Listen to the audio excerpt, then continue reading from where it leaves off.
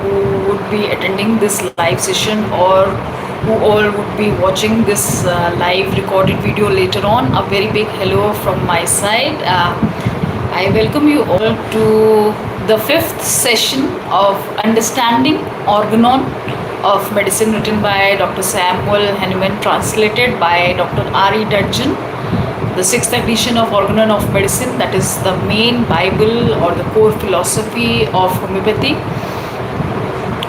So we were understanding Organon of Medicine from modern perspective by myself, Dr. Neha Kakkar. I am BHMS and PGDP, that is Postgraduate Diploma in Psychology, and I have been practicing homeopathy, the homeopathic system of medicine, since the past 17 years, and and currently I am based in Med, Uttar Pradesh. So as I told you, this is the fifth session, and till now we were discussing or trying to understand the introduction part, which was written in the Organon, which is mentioned in the Organon of Medicine, the initial introduction part, which is of 30 pages, and till now we had covered till 24th page, and till now we have seen that how Dr. Hahnemann was highly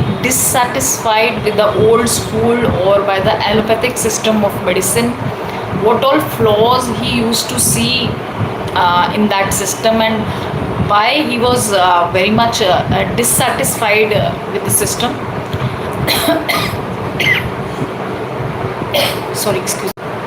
So we were seeing about that how much he was dissatisfied and what flaws he used to see. He used to see that the medicines used to do more harm to the patient. They aggravated their conditions rather than bringing about relief, and further pushing the patient toward death, or in many cases weakening the the immune system of the patient, making the overall whole health of the patient very weak, rather than bringing about a cure or bringing about the treatment of the patient or any person who is diseased. So now in this last session of introduction, we will be covering from pages 24, that is half of 24th page, till 30th page, that is the last page of the introduction. And here Dr. Hahnemann will now talk about bringing into the world a new system of medicine, which we all are practicing, we all homeopathic doctors are practicing today, which is our bread and butter, and which has given us a mission to heal or treat the sick in a very, very gentle way. Obviously there have been many systems till from the advent of humanity, as in the initial in the first session it is mentioned in the starting of the introduction that there have been many systems of medicine to treat the ill, to treat the diseased, but homeopathy is one of the system, and one of the only system which can treat any disease or any disease condition or any syndrome or any signs and symptoms in a very, very gentle manner, in a very, very you can say gentle and very soft manner, if you want to put it in some other words. So it is a very, very gentle system, a very soft system, which treats the disease in a very, very soft way without harming the immune system, the overall health of the body, and bringing back the patient to life. It literally brings back the patient to the life, because the way it heals, the way it cures is in accordance to the nature laws. It is not against nature. It is just nature pushing the body to heal itself. It's a push from back. Other medicines, what they do, they treat, they try to annihilate, which we had seen in the Organon, and which we are going to see again. So this is the only sort, I can say, with proud and with conviction, that homeopathy is the most gentle and softest system of treating the disease. So without wasting much more time on these things, let's move on to the session main. And starting from page 24, the last paragraph, I have taken the footnote mentioned on 24th in the previous session only. So we will start from the last paragraph on page 24th, where it starts from, in recent times, the old school practitioners have quite surpassed themselves in the cruelty. From here it starts. So I made the notes here, and we will start reading from the notes, because I make the notes so that it's easier for others to comprehend. Sometimes the language mentioned here is too crude, or it's too difficult to understand. So to make it easy, I make my own notes and then try to explain what I have understand and inferred from the master, and I also try to give my own input to it. So in this first para, Dr. Hahnemann has himself criticized or taken out the flaws of the old school. But in this paragraph, he's mentioning that in recent times, the old school had pushed all limits in cruelty towards fellow sick fellow creatures, as every unprejudiced observer must admit, and as even physicians of their own school have been forced, pricks of their own conscience, to confess before the world. Their own doctors, their own old school doctors, some of the old school doctors have themselves admitted that their science was very cruel at that time. It was doing more harm than bringing well-being or treating any disease of the patient. So Dr. Kruger, the example of Dr. Kruger Hansen is given here, that the methods the old school used were very cruel and merciless to treat the sick, because they were doing, like we had seen in the previous introduction session, in the session 4, that medicines were, because on the law of contraria contraris, that is, if a person is having diarrhea, you are bringing a medicine which is producing constipation. If a person is having vomiting, you are giving an antiemetic. If a person is having increased heartbeat, you are giving high doses of digitalis mother tincture. We had cited many examples of crude drugs being given, which were temporarily shutting out or bringing temporary relief to the patient, but in the long run they were doing more harm. They were weakening the system of the patient, they were weakening the immune system of the patient. So they were doing more harm than bringing on relief or making the patient better, and also they were aggravating the disease or bringing on new disease. When the mixture of medicines were given, they were aggravating the disease also. So this cruelty and this sick way of treating the sick, this cruel way of treating the sick, was also admitted by some of the physicians of the old school, and here the example of Kruger Hansen is mentioned. Now, moving on to first paragraph of page 25. Here, this is the paragraph where he talks about homeopathy in detail for the first time in the book. It was high time. Here Hahnemann is praying to God, or the Almighty, or the Preserver. He has given many name. The exact name which he has mentioned, I am reading from the book, benevolent creator and preserver of mankind. He's acknowledging, or is addressing God himself, that he's praying to save the mankind from the atrocities of the old school and their inhuman treatment by emetics, perennial scorings out of the balls, warm baths of powers by emetics, perennial diphoretics, and salivation render them incurable by addition of new chronic medicinal maladies. That means he had given many examples which have brought on more new medicinal maladies. The medicines have created more diseases, and more sufferings by prolonged use of wrong, powerful medicines of unknown properties, and also by use of strong palliatives, and treating by contraria contraris, and in place rendering the patient, nor the less lending the patient aid to guide him in way of death, as done by merciless practitioner. That is, he's praying to God to save the mankind from this merciless, from this atrocity filled system of medicine, which is making the patient weaker, which is moving the patient towards death, and also exposing him to more new diseases brought on by the unknown action of the medicinal substances, and which is making the patient worse. So what is he asking the God?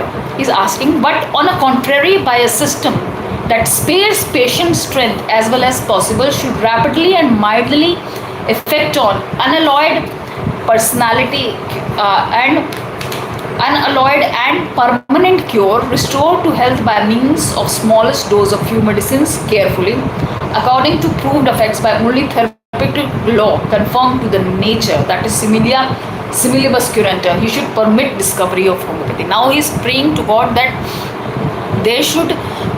he should reveal the homeopathic doctors, the doctors system. He should reveal, sorry, I'm trying to say the right word.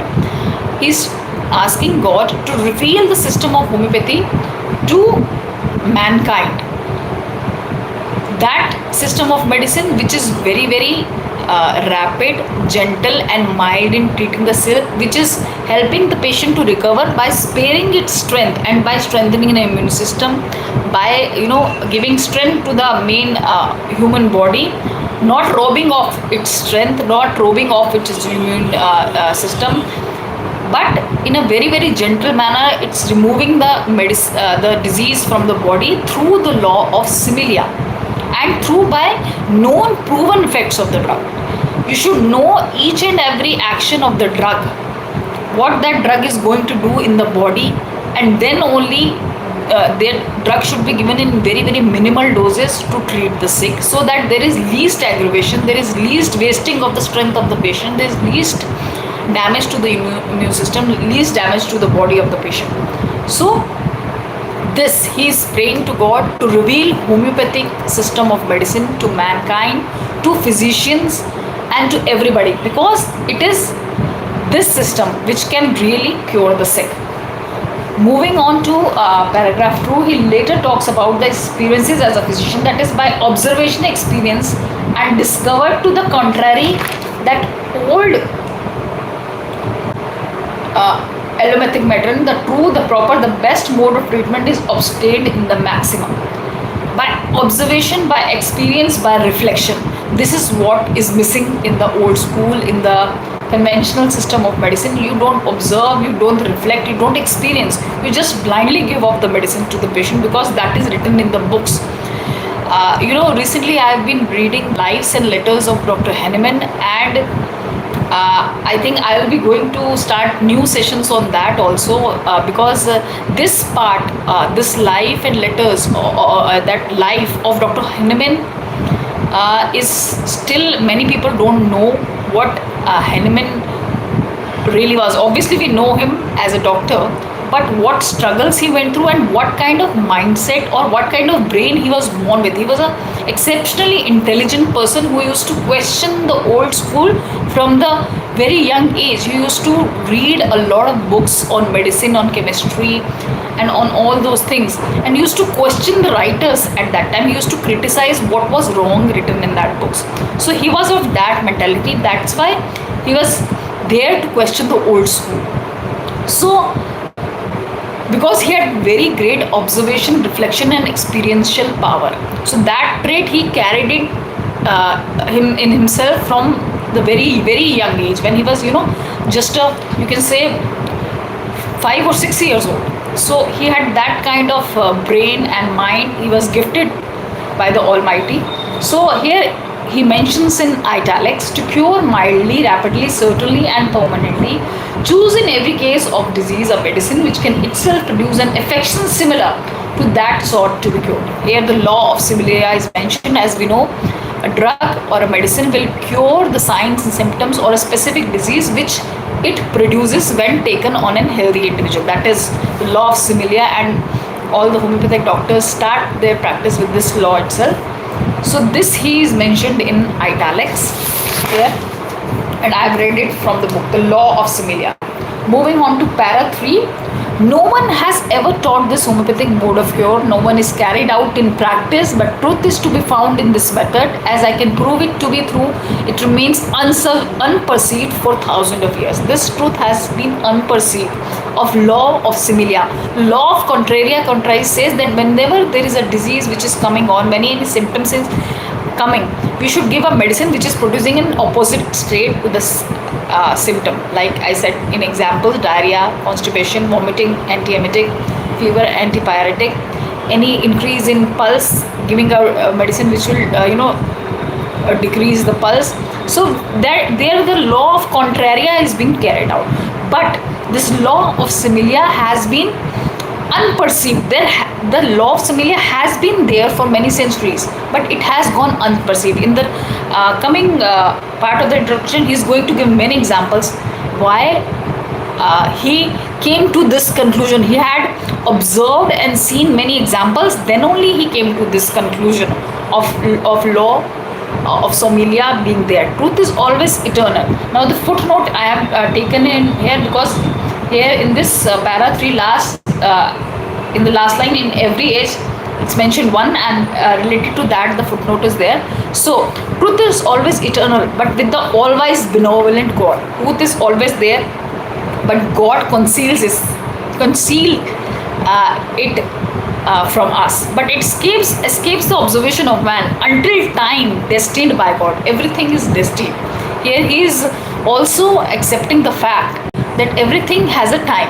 Homeopathy, when it was being discovered, it was the time to be discovered. Unless and until the right times come, unless and until the God, the Almighty God, he desires it to be unveiled, to be unraveled, then only it will be unraveled. You can say this, we have this science of astrology where you can see that everything is predestined.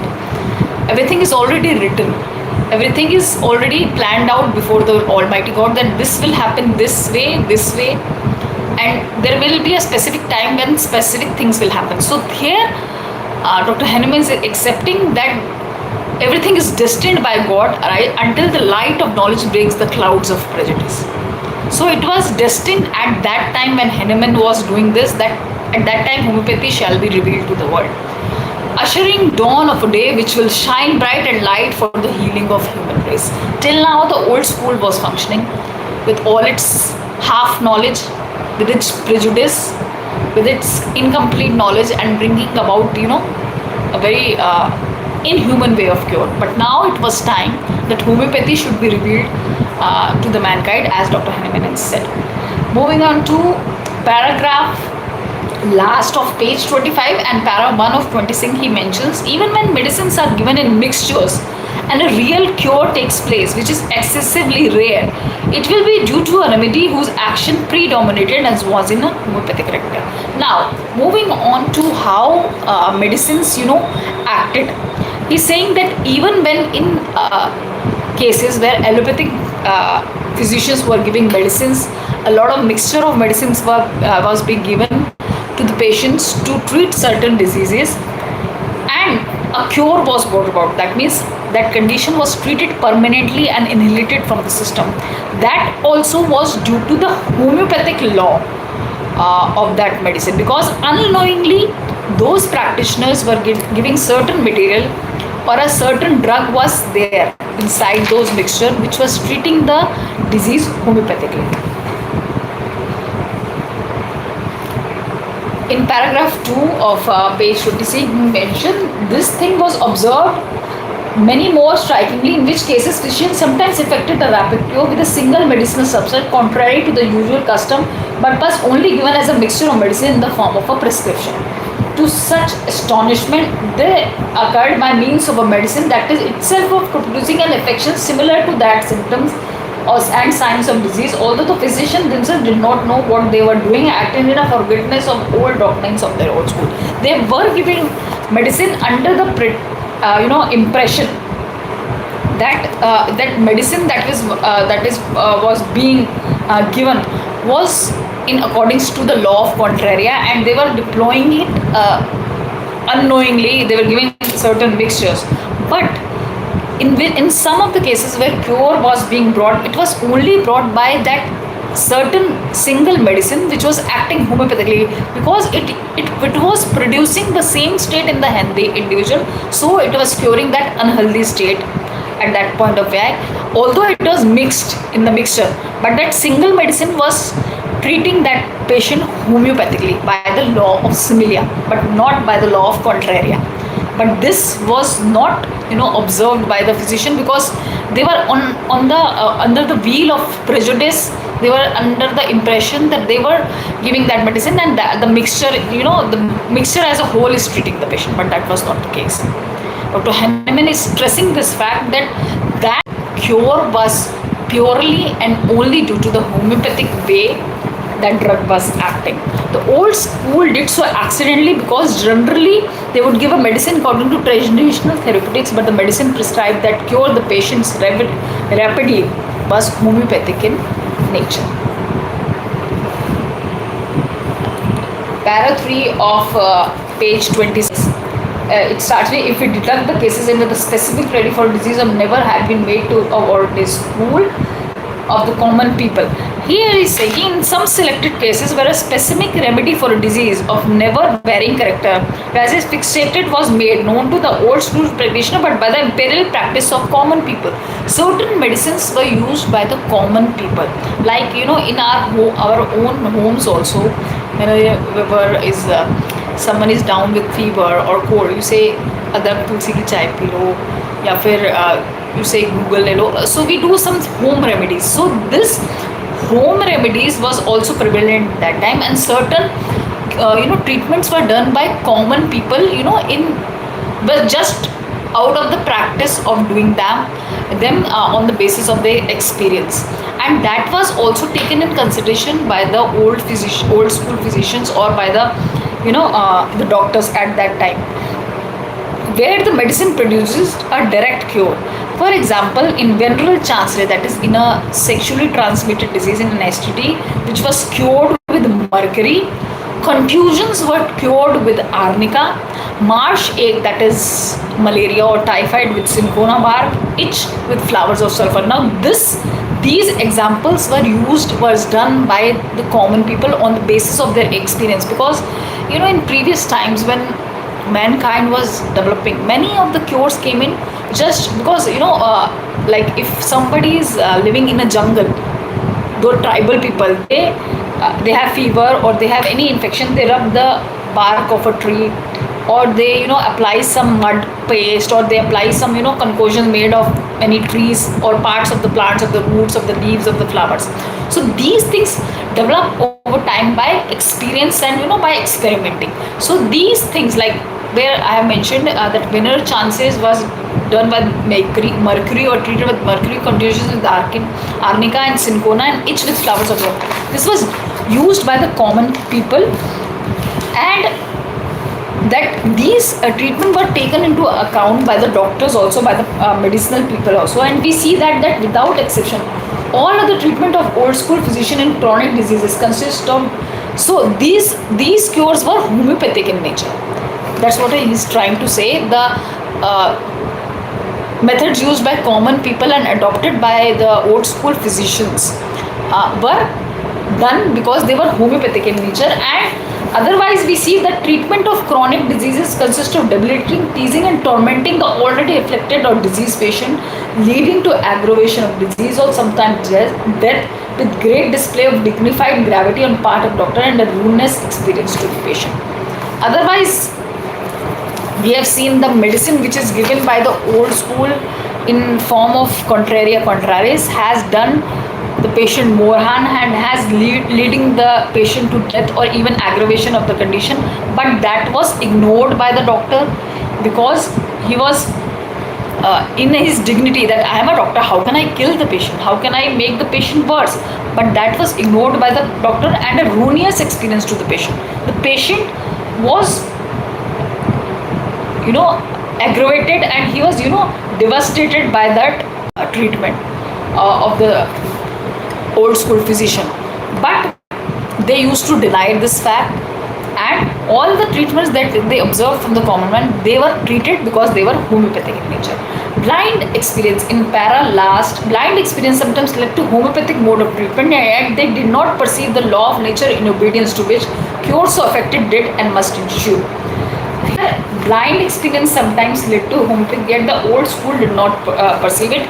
Related to this paragraph, that is the second last paragraph here mentioned, blind experience, there is a footnote related to this, and it mentioned in this footnote, Dr. Hahnemann mentions several examples where many drugs or method used by the old school relieved the complaints of the patient. The case was always a homeopathic cure. Now he mentions the example of acute swellings. Whenever there was an inflammation in any part, whether a leg or a hand or any part of the body, and there was a lot of swelling associated with redness and pus formation, redness, it is an acute swelling. Application of warm poultices, warm applications frequently beholded inflammation, pain was diminished and abscess was formed. The acute swelling was reduced and the pain was also lessened and the pus started forming. In this case, they imagined that the moisture of the poultice has softened the hardening, whereas it is chiefly by great heat of the poultice. Now, what laws were being observed by the old school physicians were also faulty, because they used to observe wrong things. They used to think some things, not observe. Thinking is very different from observation. You can think that sun is going around the earth, that is your thinking. But when some scientists discovered, no, the earth goes around the sun, so that is his experience, his observation. Similarly, we can think that the disease is due to किसी भूत प्रेत या disease is coming due to some evil spirit, but that is not the case. The disease is coming when we are diseased, we are weak, so some external malefic event is going to affect it because of our weakened immune system. It's not some evil spirit. That was our thinking. But what is the observation? What is our experience? That is a grave difference between thinking and observation. So here the old school used to think that the acute swelling would had been decreased due to the moisture of the poultice, but in fact it was due to the heat of the poultice that excess of inflammation has been subdued and rapid suppuration has taken place. So the swelling was dissolved due to the heat of the poultice. Again, in this footnote, he mentioned a second example of a non-venereal ulcer. Now, here venereal means sexually transmitted and non-venereal means non-sexually transmitted. There are ulcers which are due to sexual transmissions, and there are ulcers which are formed due to non-STDs. Also, ulcers can be formed due to various reasons. That is a different topic of discussion. I don't want to go deep into that. Non-venereal ulcers are caused by small doses of mercury. Mercury was employed in very small doses to heal any kind of ulcer. In our homeopathic practice, we use merc solubles and many salts of mercury to treat ulceration. So here he is trying to say that due to the homeopathic nature, because mercury in small doses was homeopathic to the treatment of ulcer, that's why it was being treated. Next example, hydrophobia that was treated with belladonna. In spite of above examples, the abuse, and now he is saying that there have been many examples where homeopathy was taking place. It was being curing even when the old school was giving certain medicines.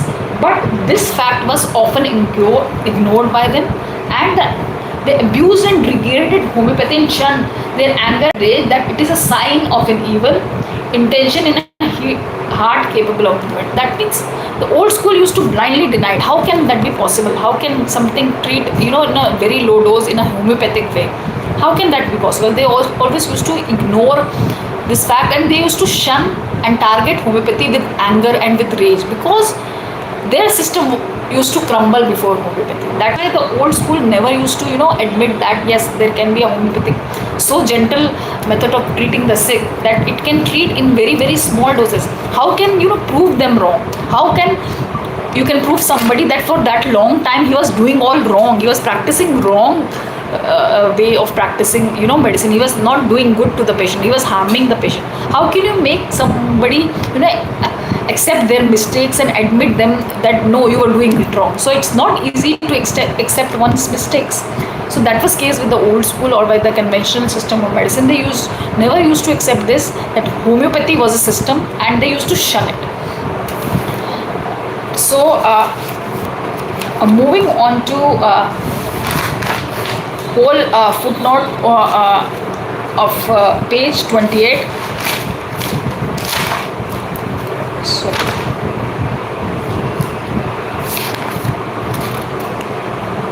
So, in this footnote of page 28 and page 29, we're moving from page 27. So, in this page 27, he had only mentioned in the paragraphs that how many cases of homeopathic cure have been, discarded by allopathy. And now moving on to the page 28 footnote, the only two paragraphs are mentioned, and that too is in relation to the footnote mentioned on page 28. The whole page is covered by the footnote, you can see, and that footnote is main thing to be explained and to be experienced in this introduction part. The whole footnote on page 28 deals with how when a person is suffering from burns and from a cold one.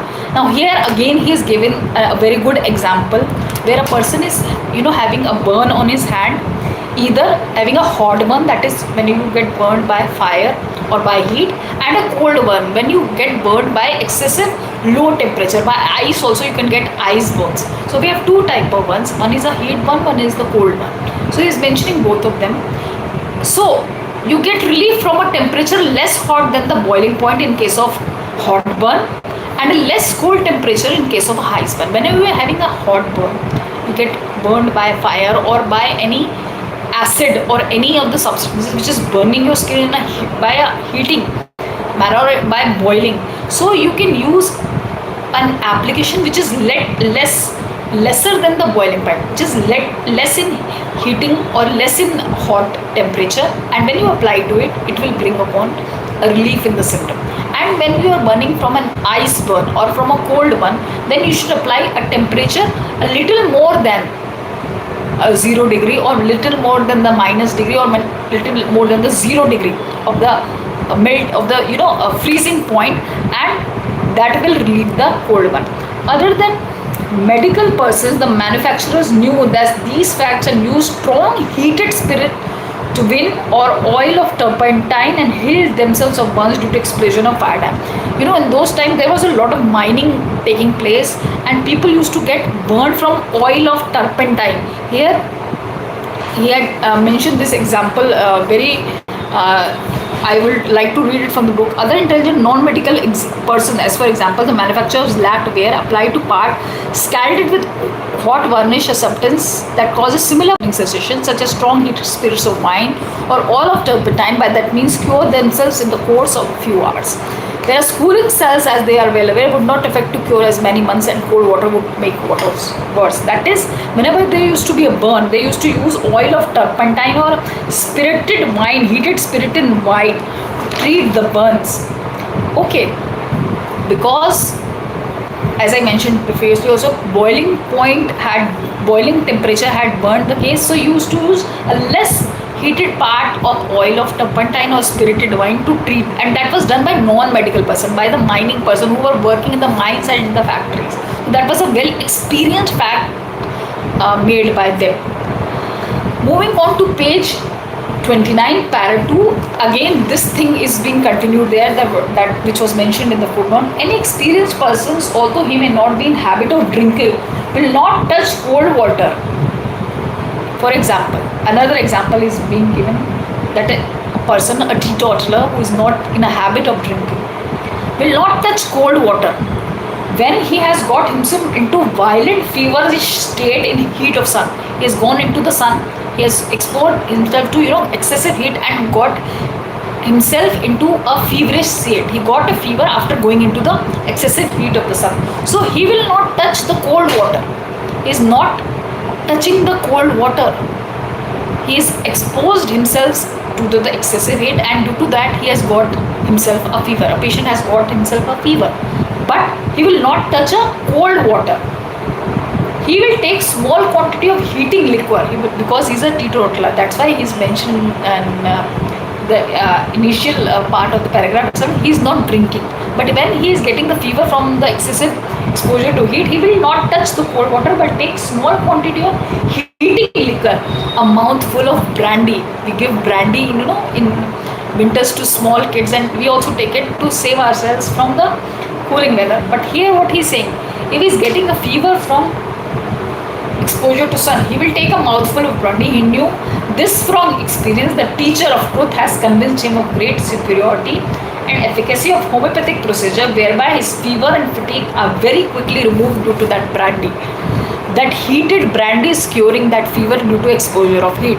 He's not touching the cold water. He's not using Cronterraria contraris. He's treating himself isopathically or homeopathically. He's taking some heated liquid which is a bit less than the temperature he was exposed to, and that is curing him. So this establishes the fact that contraris will aggravate the condition more than the similar law. So this is being explained here again, para 3 with footnote, page 29. This was paragraph 2. Now in last paragraph with the whole footnote, there is a footnote again given on page 29, which is covering more than half of the page. Here Dr. Hahnemann mentions that occasionally there has been physicians who vaguely surmised or slightly understood that medicine can cure disease states with producing similar disease states. That is, bring about a cure, a disease state which it produces pathologically or in a dynamic way. Many old school physician used to vaguely come upon this fact of the law of similia, but they used to shun it off as a passing thought. It was sometimes because our observation is always there, we are seeing things, but sometimes when we don't tend to see the truth, but the truth is there, but we just cannot see it because of our prejudice, because of our thinking. Our thinking blocks our observation. That is a very, very major part I want to mention here. We should not think, we should observe. Whenever you are sitting in the clinic, when the patient is coming to you in the clinic, you should observe what is the body language, how is acting in the eyes, what he is saying actually, how are his expression, how are his hand movement, is he nervous or he's stiff, or he's saying things in a rage or in an angry manner. These are the things we need to observe in a patient. He must be saying that नहीं doctor साहब मुझे तो गुस्सा नहीं आता है, I don't feel angry often, or I don't get irritated often, no I don't have any depression, नहीं मुझे तो feel ही नहीं होता, I am happy go lucky. He's just saying that, and you think that what he's saying is the truth. No, that's not the truth. You need to observe with your own eyes, your gifted eyes by Almighty, when you have to observe the body language of the patient, the expressions of the patient, how the patient is saying the symptoms, what he is saying in between the lines. And whenever you have a lie detector test, whenever the person is lying, the eye contact is reduced. If a person is talking you in the eyes, he is mostly saying the truth. Okay now, but some people have that art of feeling the eyes also. They tend to look into the eyes and they can very blindly see the truth. But as a homeopathic physician, we need to have double eyes than the patient, and we need to look beyond. Maybe in the first sitting you might not be knowing, but slowly and slowly as the patients come, you can install if you have the facility, you can install a CCTV camera and observe the patient when he is sitting outside. That can also give a lot of clue about the patient. That is what observation is all about. Observation is a very, very important skill of a homeopath. Without that, you cannot practice homeopathy. So we have to keep our thinking aside. We have to keep our prejudice aside and see what actually the patient is offering you. So that what is Dr. Hahnemann is talking about here.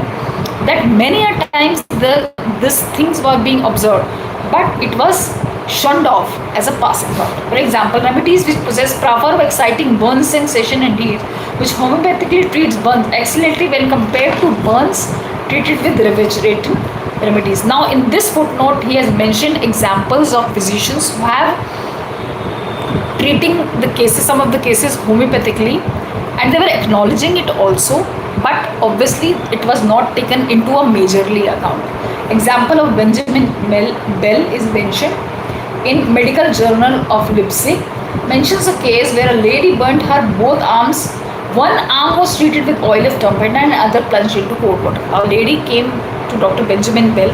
Here the example of Dr. Benjamin Bell is given, and both hands was burned. One hand was treated with warmed heated oil of turpentine, the heated oil of turpentine which we were mentioning in the previous part of the example, and other was plunged into cold water. In half an hour, first term was well, but other pained for 6 hours longer, and when it was withdrawn one instant from water, she experienced much greater pain, and it required a much longer time than the first one to cure. So the arm which was being treated with the heated oil of turpentine was cured rapidly, it was relieved of the symptoms, and the one which was cured or treated with the cold water had that pain increased many folds and took a longer time to decrease the pain and the suffering of the patient. Similar examples of treatment of burns with heated oil of turpentine given by Dr. John Anderson, John Hutler, and Dr. Zimmerman. Dr. Zimmerman. In this footnote, Dr. Hahnemann mentions how one can be so ignorant. So many examples. This same example of heated oil of turpentine treating the burns. Now, here you will say that we should treat it that maybe you can always try and experiment with these things, but we need to see certain things.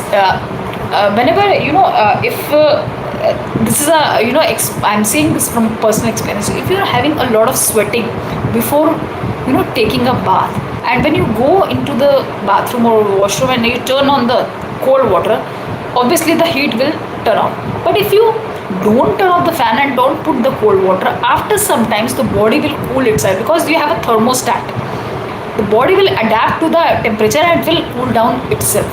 We are exposing the body to more heat than to the cold. Otherwise, if a person who is bathing in a perspiration or having a heated body and you bath with cold water, you experience pains or body pains, right? That is the case which I have experienced myself. If you are having lot of perspiration and बहुत गर्मी से आप आके एकदम से आप cold shower में चले जाओ, तो थोड़ी देर बाद आपकी बॉडी एक करेगी, और अगर वही गर्मी को आप थोड़ा सा बर्दाश्त करके थोड़ी देर करके आप थोड़े से गर्म पानी से नहा लो, तो आपको बॉडी में ना एनर्जी लगेगी. वो गर्मी तो आपको लगेगी लेकिन आपको बॉडी एनर्जाइज लगेगी. So same was the case of example of burns being treated with oil of turpentine. So this is a very well proven fact that homeopathy works and isopathy works, and this was observed by Dr. Hahnemann. And now what is mentioning in the footnote, that how can be one so ignorant treating the disease with homeopathic law other than contraria contrariis. In last para of footnote, he says that he has cited the examples of above in order to support the doctrine of homeopathy and not to take himself the originator of the idea. He's saying because many considered him as a madman. How can you say this? What is homeopathy? How can you treat isopathically and homeopathy? What rubbish are you saying? He was shunned off.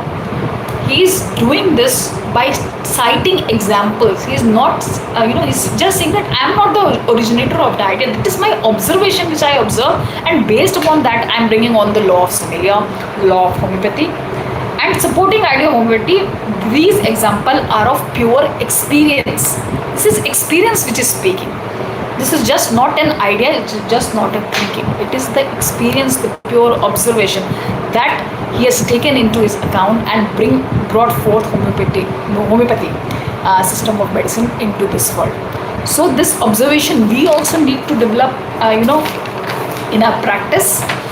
And this is the main teaching, I would say, of Dr. Hahnemann, that we need to have our eyes, ears, our senses really open to practice homeopathy, to really listen what the patient is saying in between the line. It's very, very difficult, to take out a single remedy. It's very easy to practice, multiple medicines. Obviously, sometimes we need to give multiple medicines also, but to take out that single remedy. If you want to practice classical homeopathy, you want to give the medicines based on mental symptoms. And if you want to treat certain ailments which are related to the mind symptoms and many difficult cases, then you need to observe and really take in the account into the patient's psyche, and then only you can select the medicines based on that. So that was the crux of the introduction. And moving on to the last page 30, all paragraphs I have composed into 3 pages, and I am going to read that. A book written. Now here in the end he is citing examples from the books or parts written previously in history, before him, many people had written. Here, first example is written by Hippocrates. Hippocrates was a great philosopher of the Greeks. He was the first, philosopher, and Greeks were the people who gave a lot of things to the world. A lot of philosophy, a lot of medicine, and a lot of literature. A lot of things were given. Astronomy, astrology was given by Greeks initially because they were a very, very advanced civilization. One of the first, most advanced civilization was Greek civilization, and Dr. Hahnemann used to teach a lot of Greek to many students. We will see that in the life and letters of Hahnemann. I hope I will be doing sessions on that. It will be a great pleasure for me to bring forth the life of Dr. Hahnemann to the world, and to share that part of Hahnemann, because it's very very very enlightening to see what kind of person Dr. Hahnemann was. So I would like to say here he was a very great man. So here he is mentioning a book written by Hippocrates in Greek mentions by the quote, by the same thing the disease is made, and by the same thing the sick are healed. By me the vomiting ceases. So here it was mentioned by Hippocrates. Here it's mentioned in Greek. It's in the Organon. It's written in Greek itself, and I have translated this thing by using our AI tool of ChatGPT. Without AI, you can't function in today's world. So I had used that translator to translate this Greek because I don't know how to read the Greek part of it. By the same thing, the disease is made, and by the same thing, the sick are healed. By meaning, the vomiting ceases. Later, many physicians have expressed truth of homeopathic cure. So here, many examples are given. Later, many physicians have expressed truth of homeopathic cure. Example: rhubarb cured diarrhea due to its purgative property. There is a medicine substance called rhubarb which treats diarrhea, by homeopathic way of treating. Second is Dithardi mentioned senna leaves cured colic in adults as it produces colic in healthy persons. Again, examples being cited from history to support the homeopathic theory. Bartholin confesses electricity diminishes and removes pain which it produces. When a person is struck by lightning or by electricity, it produces a certain electric kind of pain in the body, and it removes when it given in small doses. Through mentions positive electricity possesses power to quicken the pulse, but it diminishes it when it has accelerated. If somebody is also struck by electricity, then the pulse is quickened. You can give small amount of electric shocks to cure the pulse. I would not advise to experiment these things because this was already done in these times. But this is a very much known fact that these things were being practiced at that time, and homeopathically they function. Monstock proposed radiative stramonium disorders mind and produces mania in healthy person. We can write cases of anxiety if we cannot restore reason by producing a revolution in ideas. Sorry. Stramonium.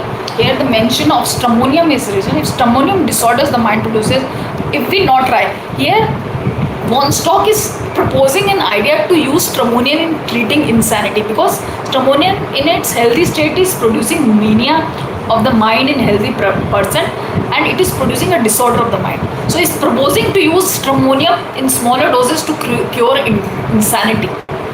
It will produce a revolution in the ideas. So somebody used to propose that also, but these things were shut off as possible. A great condition for this homeopathic law was given by Danish, an army physician of the name Stahl. There was an army physician by the name of Stahl, and he has given a greatest example of homeopathy. In last chapter, Dr. Hahnemann says that mention from the book. I will read this from the book I have written here.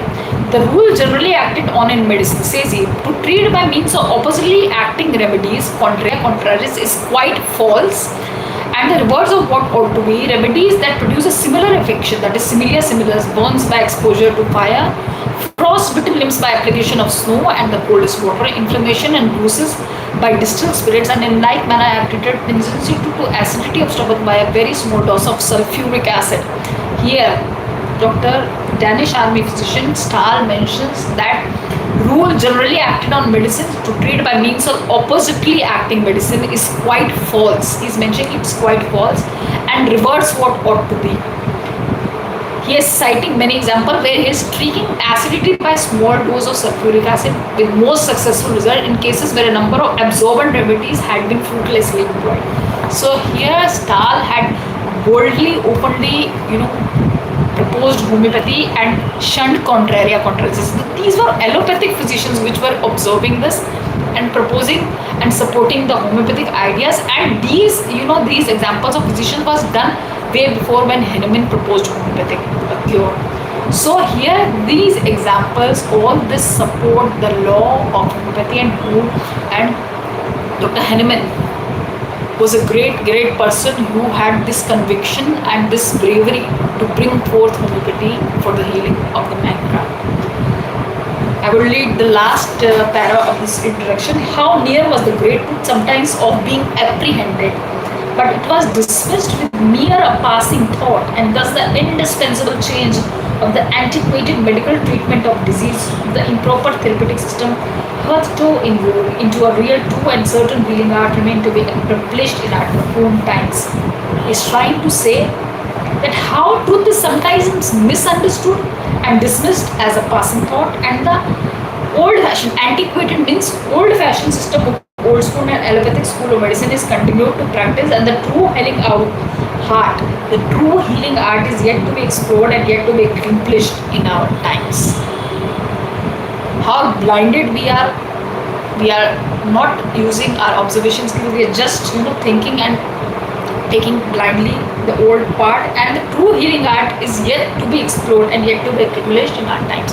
At that time, he's trying to say that homeopathy was yet to be unexplored, but the true healing art was yet to come and heal the humanity. And allopathy was being conventionally used. So I guess this was all about the introduction part of the organon of medicine. All those I would hear many people are being added here, and I will try to add some question answers here.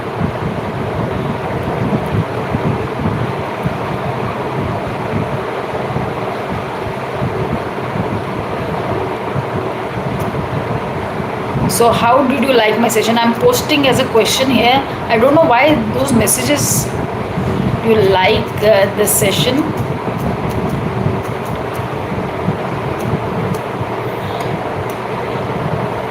So I'm posting here, and Dr. Swarupa Rani had mentioned here. I would respond to the chats later on. I don't know why it doesn't come here. The live chat is on, message delay is none, and I don't know why it's not coming. So I have posted here how did you like my session, but here it's not coming. And poll, ask a question.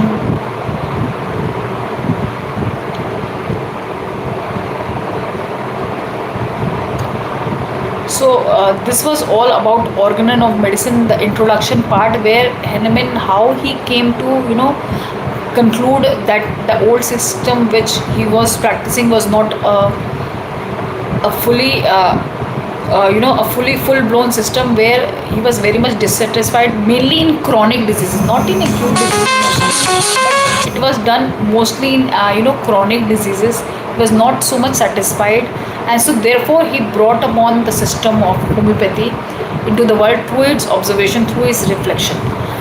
So I hope the doctors who are seeing this live video would have liked my session here. As I mentioned earlier in the video itself, in the live session video itself, that I would like to know your valuable comments about how did you like my session, all the doctors or even the homeopathic lovers, how because your feedback matters the most, so that I can improve myself to explain the things better. So this introduction part was more of a theoretical thing, and as we will move towards the aphorisms, The experience part of mine will come more into full blown things. But before moving on to the aphorisms, as I mentioned, I would like to take a session on the life and letters of Hahnemann. Before moving on what he was trying to say, let's start with how he came to infer homeopathy, what came into his mind, and what thoughts, what ideas came into mind to bring forth these aphorisms.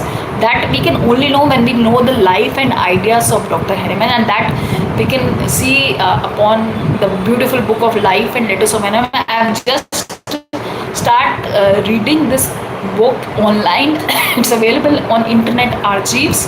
You can search in the Google Life and Letters of Hahnemann, and I like to share my experience. We can have videos on where we can see the different life parts of Dr. Hahnemann and see what ideas came, because I think the idea of potentization is a very very rebellious idea. Because how can you imagine that a drug which is being given crudely, you can potentize it, you can rub it and bring out the dynamic powers of what ideas came into Dr. Hahnemann's mind to potentize the medicine? It's a very very mind blowing thing to know. So we will explore in this on that part in Life and Letters of Hahnemann. I would like to first take the sessions on that, then we will move to the core, because I myself also am learning and stumbling upon new things. And so because that will give a better perspective on what we can infer out of the organon of medicine, and what we can make out it to give back to our practice. So that was about the introduction part of the organon of medicine. I hope every doctor or every person who is watching this video, I would have liked this session. Please give your valuable feedback, and I will respond to the chats after this live session is ended, because I cannot see the place where I can reply to the messages, or there's some issues with the things always here. First I was doing Facebook live session, there also I could not respond to the chat. Now again YouTube live session, same thing is happening, but it was better than the Facebook session. But if things won't change, I could not move to that Zoom meeting, because there is no recording option available there. This part we have the recording option available, so that you can view the videos later on also. Previously the video was restricted because until the session was not going live, I made it the restricted view. Later on I make it public view, so that many people can watch this video. And so we will be, I hope we will be meeting with another session, most probably with Life and Letters of Hahnemann. So keep watching this space. I have my Facebook page also.